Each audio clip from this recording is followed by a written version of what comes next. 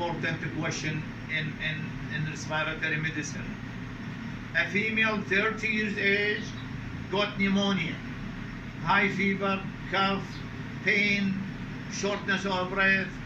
She is not responding to beta-lactam for 5 days. The causes, what are the causes of this pneumonia not responding to beta-lactam?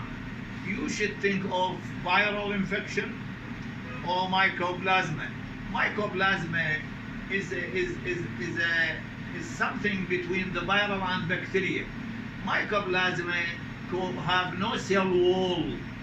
Therefore, all beta-lactam is not affecting this organism. It's not working because these beta-lactam all working on the cell wall of the bacteria. And this organism having no cell wall. Mycoplasma, as we said, they have no cell wall, and beta-lactam acting on the cell wall. You should add erythromycin or azithromycin, and she got better and discharged after 7 days of the treatment.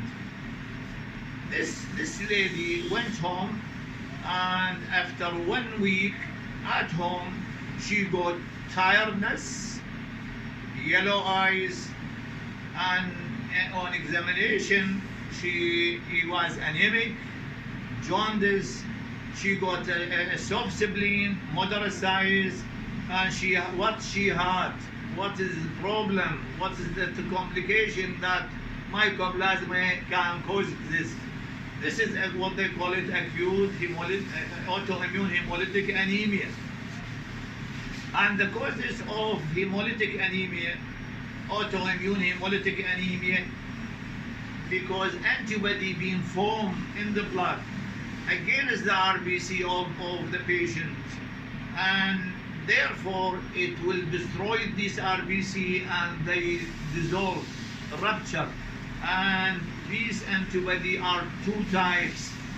Antibody, warm antibody, which is acting on the temperature degree of 37, and it is an IgG antibody.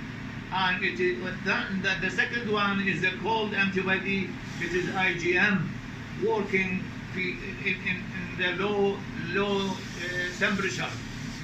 Therefore, the test you should send is a direct COM test, and if it is positive in both these antibodies. Autoimmune hemolytic anemia. In general, what are the causes of this anemia?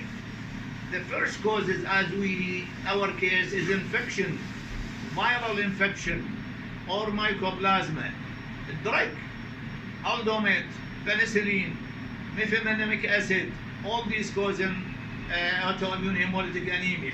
The third cause is a connective tissue disease, rheumatoid arthritis, SLE. The fourth cause is malignancy, like chronic lymphatic leukemia, lymphoma. All these can cause autoimmune hemolytic anemia. How they present? It is present as anemia, jaundice, splenomegaly, and Raynaud phenomena, and sign and symptom of the causative cause of this anemia. How you treat?